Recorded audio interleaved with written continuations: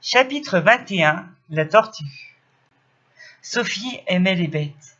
Elle avait déjà eu un poulet, un écureuil, un chat et un âne. Sa maman ne voulait pas lui donner un chien, de peur qu'il ne devint enragé, ce qui arrive assez souvent. « Quelle bête pourrais-je donc avoir ?» demanda-t-elle un jour à sa maman. « J'en voudrais une qui ne pût pas me faire de mal, qui ne pût pas se sauver et qui ne fût pas difficile à soigner. » Alors, je ne vois que la tortue qui puisse te convenir. C'est vrai cela, c'est très gentil une tortue, et il n'y a pas de danger qu'elle se sauve. Et si elle voulait se sauver, tu aurais toujours le temps de la rattraper. Achetez-moi une tortue, maman, achetez-moi une tortue. Quelle folie! C'est en plaisantant que je te parlais d'une tortue. C'est une affreuse bête, lourde, laide, ennuyeuse. Je ne pense pas que tu puisses aimer un si sot animal. Oh maman, je vous en prie, elle m'amusera beaucoup, je serai bien sage pour la gagner. Puisque tu as envie d'une si laide bête, je peux bien te la donner, mais à 2 conditions. La première, c'est que tu ne la laisseras pas mourir de faim. La seconde, c'est que la première grosse faute que tu feras, je te la ôterai. J'accepte tes conditions, maman, j'accepte. Quand aurai-je ma tortue? Tu l'auras après-demain. Je vais écrire ce matin même à ton père, qui est à Paris, de m'en acheter une, et il l'enverra demain soir par la diligence. Et tu l'auras après-demain de bonne heure. Je vous remercie 1000 fois, maman. Paul va précisément arriver demain, et il restera 15 jours avec nous. Il aura le temps de s'amuser avec la tortue. Le lendemain, Paul arriva, à la grande joie de Sophie, quand elle lui annonça qu'elle attendait une tortue. Paul se moquait d'elle et lui demanda ce qu'elle ferait d'une si affreuse bête. « Nous lui donnerons de la salade, nous lui ferons un lit de foin et nous la porterons sur l'herbe.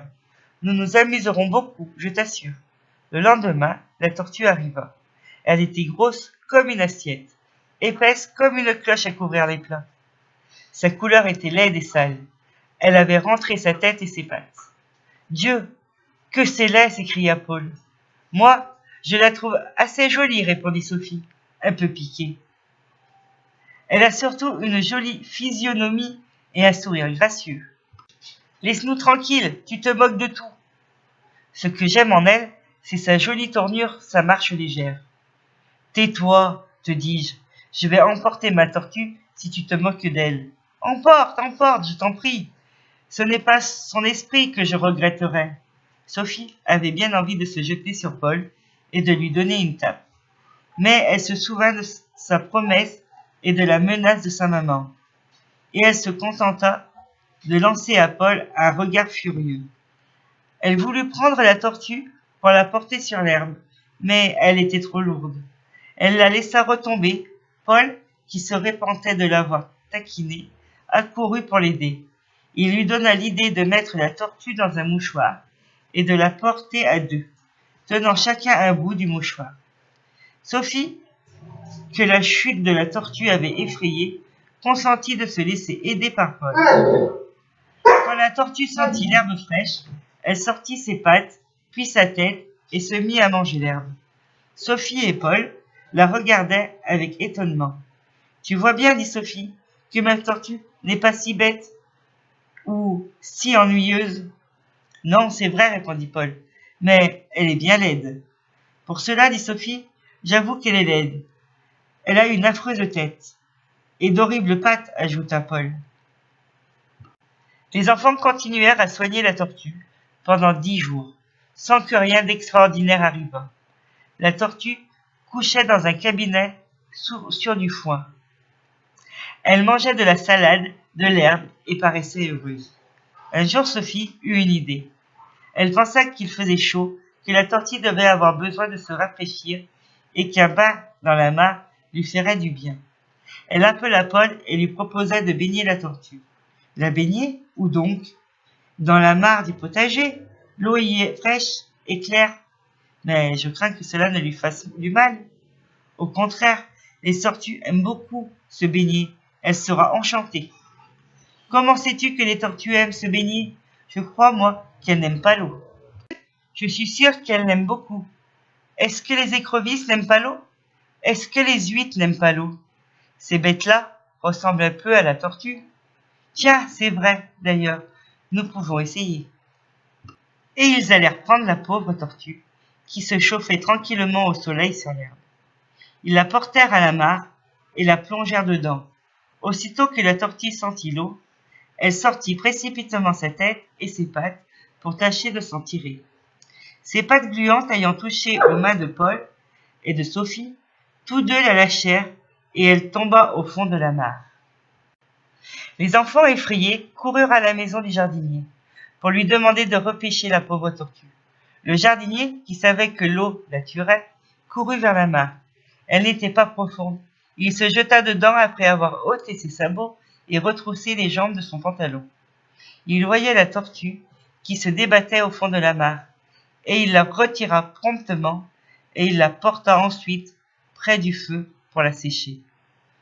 La pauvre bête avait rentré sa tête et ses jambes et ne bougeait plus. Quand elle fut bien chauffée, les enfants voulurent la reporter sur l'herbe, au soleil. « Attendez, monsieur, mademoiselle, dit le jardinier. Je vais vous la porter. Je crois bien qu'elle ne mangera guère, ajoute-t-il. Est-ce que vous croyez que le bain lui a fait du mal? Demanda Sophie. Certainement que oui. Il lui a fait mal. L'eau ne va pas aux tortues. Croyez-vous qu'elle sera malade? Malade? Je n'en sais rien, mais je crois bien qu'elle va mourir. Ah, mon Dieu, s'écria Sophie. Ne t'effraie pas, il ne sait ce qu'il dit. Il croit que les tortues sont comme les chats, qui n'aiment pas l'eau. Ils étaient revenus sur l'herbe. Le jardinier posa doucement la tortue et retourna à son potager. Les enfants la regardèrent de temps en temps, mais elle restait immobile. Ni sa tête ni ses pattes ne se montraient. Sophie était inquiète. Paul la rassurait. « Il faut la laisser faire comme elle veut, dit-il. Demain, elle mangera et se promènera. » Ils la reportèrent vers le soir sur son lit de foin et lui mirent des salades fraîches. Le lendemain, quand ils allèrent la voir, la salade était entière. La tortue n'y avait pas touché. « C'est singulier, dit Sophie. Ordinairement, elle mange tout dans la nuit. Partons-la sur l'herbe, répondit Paul.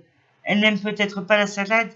Paul, qui était inquiet, mais qui ne voulait pas l'avouer à Sophie, examinait attentivement la tortue qui continuait à ne pas bouger. « Laissons-la, dit Sophie. Le soleil va la réchauffer, ça lui fera du bien. Est-ce que tu crois qu'elle est malade? » Je crois que oui. Il ne voulait pas ajouter « je crois qu'elle est morte », comme il commençait à la craindre. Pendant 2 jours, Paul et Sophie continuèrent à porter la tortue sur l'herbe. Mais elle ne bougeait pas, et ils la retrouvèrent toujours comme ils l'avaient posée.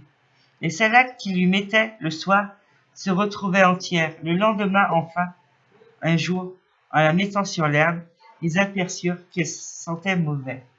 « Elle est morte, dit Paul. Elle sent déjà mauvais. » Ils étaient tous deux près de la tortue, se désolant et ne sachant que faire d'elle, quand Madame de Réan arriva près d'eux. « Que faites-vous là, mes enfants? Vous êtes immobiles comme des statues près de cette tortue, qui est aussi immobile que vous, ajouta-t-elle en se baissant pour la prendre. En l'examinant, Madame de Réan s'aperçut qu'elle sentait mauvais. « Mais elle est morte, s'écria-t-elle, en la rejetant par terre. Elle sent déjà mauvais. Oui, ma tante, je crois qu'elle est morte. De quoi a-t-elle pu mourir? Ce n'est pas de faim, puisque vous la mettiez tous les jours sur l'herbe.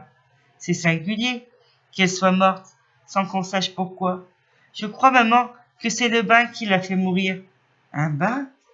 Qu'est-ce qui a imaginé de lui faire prendre un bain? »« C'est moi, maman. Je croyais que les tortues aimaient l'eau fraîche, et je l'ai baignée dans la mare du potager, et elle est tombée au fond. Nous n'avons pas pu la rattraper. C'est le jardinier qui l'a repêchée, et elle est restée longtemps dans l'eau. »« Ah, c'est une de tes idées. Tu t'es puni toi-même. Au reste, je n'ai rien à te dire. Seulement, souviens-toi qu'à l'avenir, tu n'auras aucun animal à soigner, ni à élever. Toi et Paul, vous les tuez ou vous les laissez mourir. Tout. Il faut jeter cette tortue, ajouta Madame de Réran. Lambert, venez prendre cette bête qui est morte et jetez-la dans un trou quelconque. Ainsi finit la pauvre tortue, qui fut le dernier animal qu'eut Sophie. Quelques jours après, elle demanda à sa maman si elle ne pouvait pas avoir de charmantes petits cochons d'Inde qu'on voyait à la ferme. Madame de Réan refusa. Il fallut bien obéir et Sophie vécut seule avec Paul, qui venait souvent passer quelques jours avec elle.